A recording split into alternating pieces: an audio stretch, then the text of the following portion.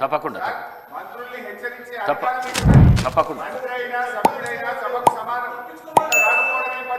తప్పకుండా నెక్స్ట్ రాగానే తీసుకుంటే చెప్తాను.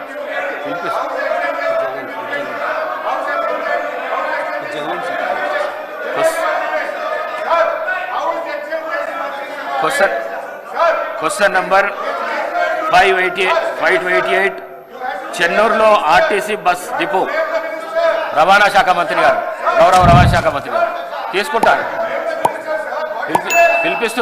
పిలిపిస్తున్నాను. హరీష్ రావు గారు ప్రతి విషయానికి మీరు ఈ విధంగా చేయకండి.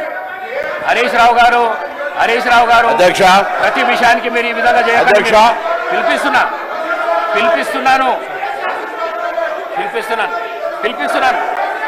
పిలిపిస్తున్నాను. మీరు కూర్చోండి.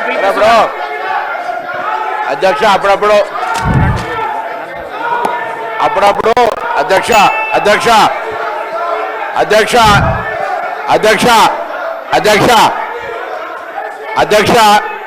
మంత్రి గారు ఉద్దేశం నేను గౌరవ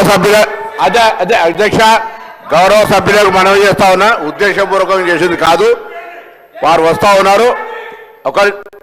దయచేసి గౌరవ ఉప ముఖ్యమంత్రి గారు ఉద్దేశపూర్వకంగా ఆలస్యం కాలేదు.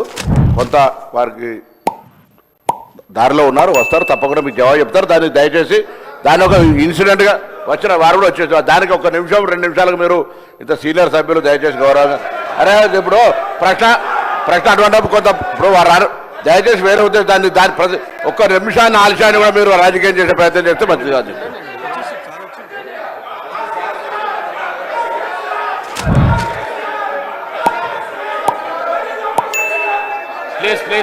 ప్లీజ్ రామ్మోహన్ రెడ్డి గారు, ప్లీజ్ ఐలయ్య గారు కూర్చోండి. మీరు కూర్చోండి. ప్లీజ్ కూర్చోండి. ప్లీజ్